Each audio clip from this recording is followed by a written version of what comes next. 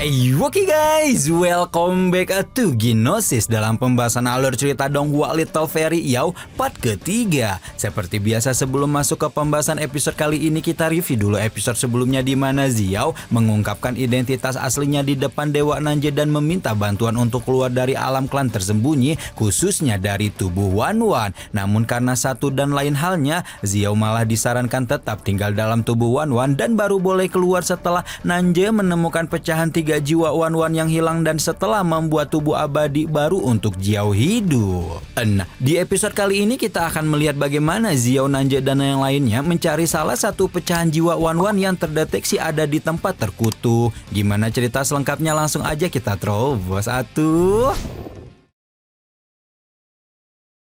Sambil mengurusi Nanje yang pingsan, Xiao nampak menggerutu sendiri dan mengeluhkan sikap keras kepala Nanje yang sempat sok kuat pasca memeriksa kondisi jiwanya yang terperangkap dalam tubuh Wan Wan. Asik mengomel sendiri, Xiao dikejutkan dengan bunyi ketukan pintu tengah malam yang setelah diperiksa tidak ada seorang pun di balik pintu kamar tersebut.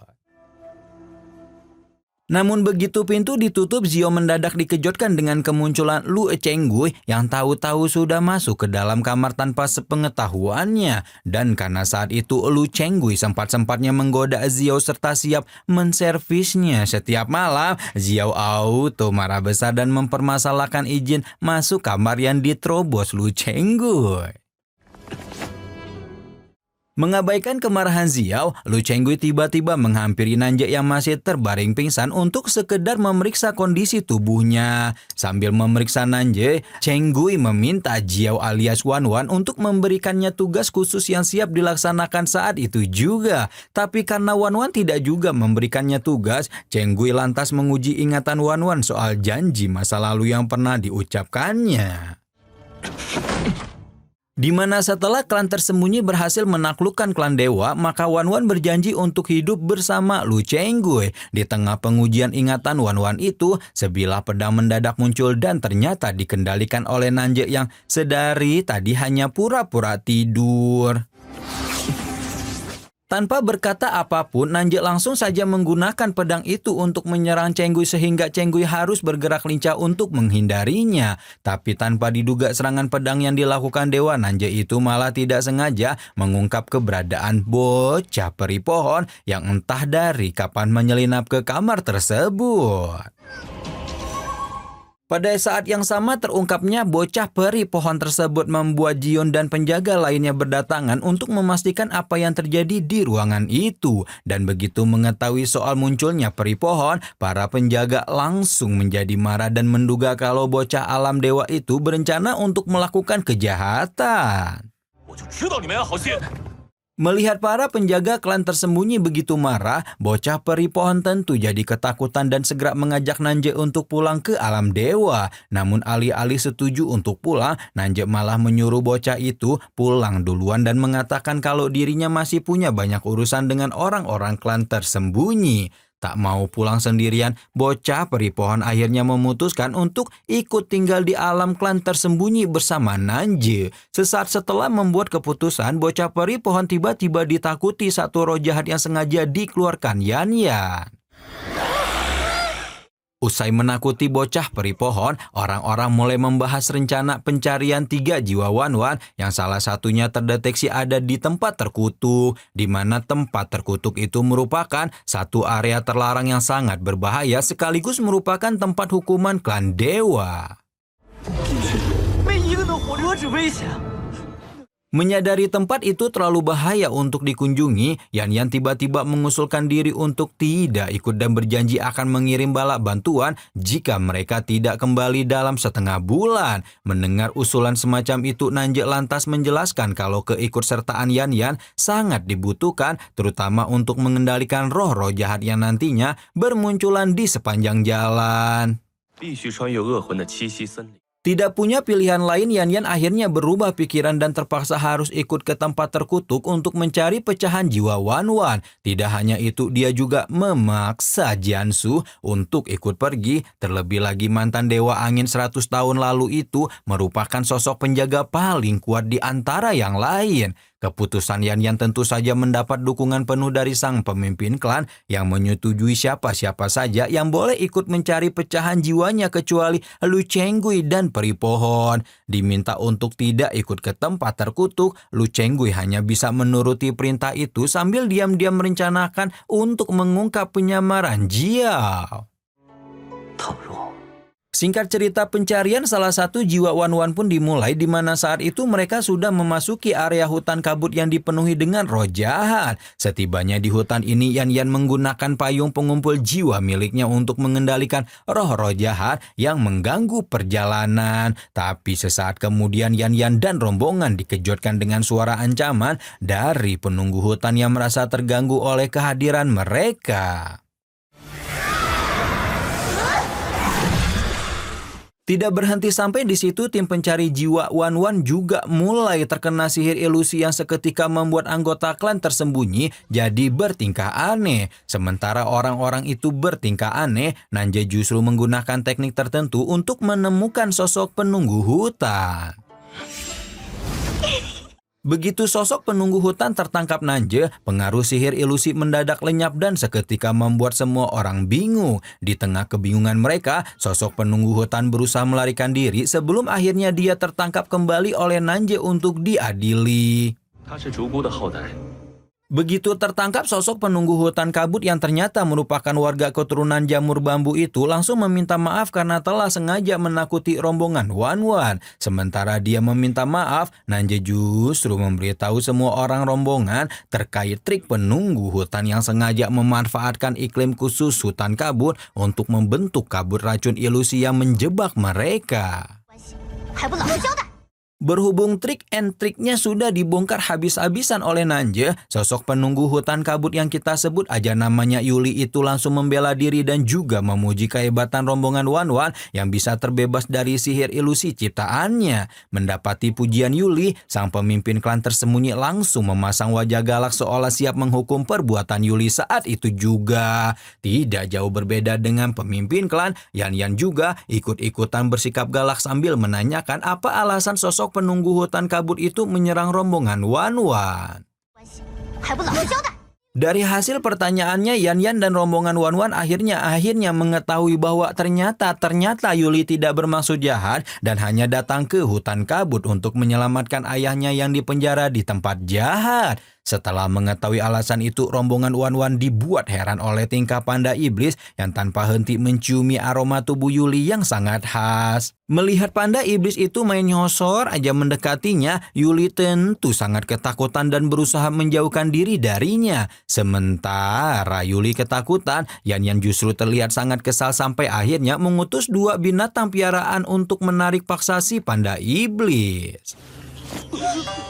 Tidak hanya ditarik paksa, panda iblis juga harus kena bogem. Yan Yan yang cemburu buta hanya karena mendengar pengakuannya yang sangat menyukai aroma tubuh Yuli. Sadar bahwa bogem barusan menandakan kemarahan Yan Yan, panda iblis lantas menjelaskan bahwa ia hanya menyukai Yuli sebagai makanan dan bahkan ingin memakan Yuli sampai habis tak bersisa.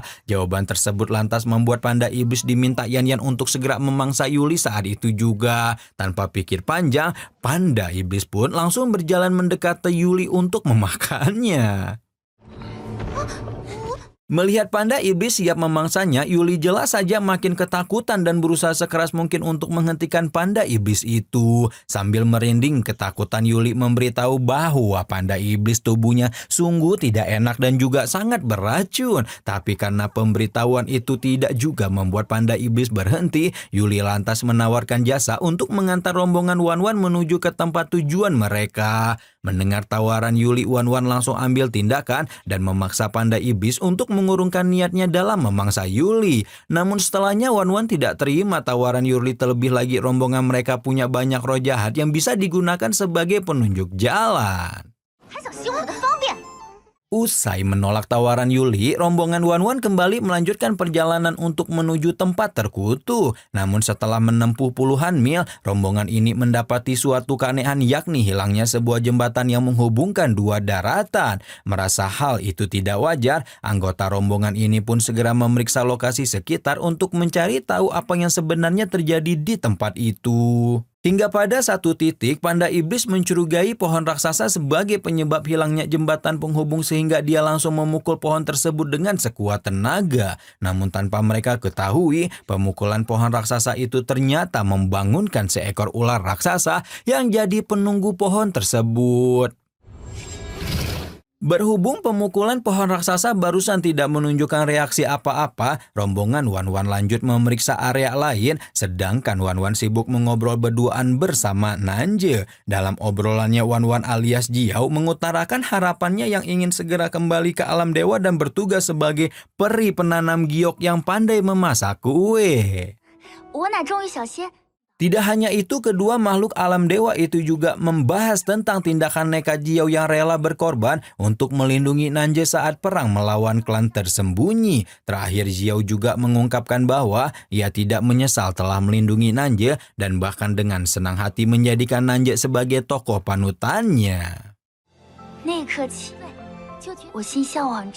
Asik mengobrol berduaan, Jiao dan Nanje tiba-tiba dikejutkan dengan kemunculan panda iblis yang ternyata diam-diam menguping pembicaraan mereka. Tak lama setelahnya mereka juga dikejutkan dengan kemunculan Lu Chenggui yang datang tanpa diundang sembari menjadikan Yuli sebagai tawanan.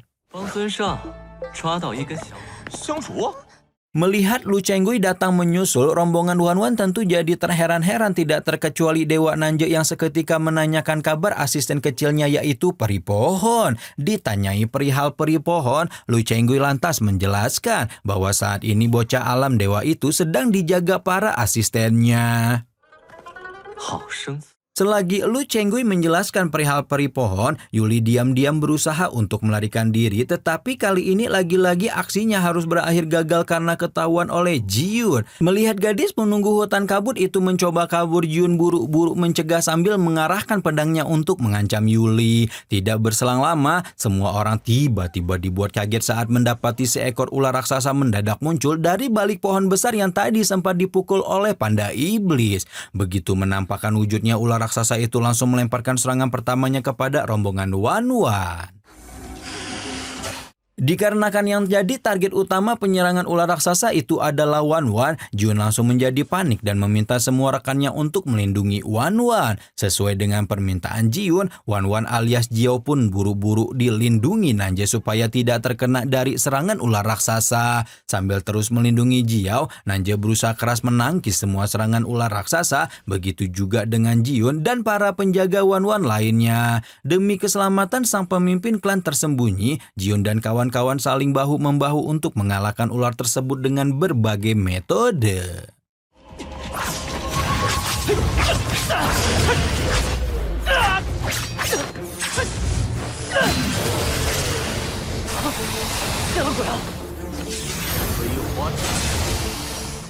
Meski sudah dilawan dengan berbagai macam teknik penyerangan, ular raksasa itu nampaknya masih sangat tangguh dan tidak mengalami luka seujung kuku pun. Meski dihadang oleh semua orang, ular raksasa itu masih saja aktif menyerang dan belum juga menunjukkan tanda-tanda kelelahan. Mendapati binatang raksasa penunggu pohon itu makin barbar dalam menyerang, Dewa Nanje mengerahkan seluruh kekuatannya hingga berhasil melukai ular tersebut dengan sebilah pedangnya. Namun meski sempat terluka, ular raksasa itu bisa pulih cepat dan kini siap menerkam Jiao.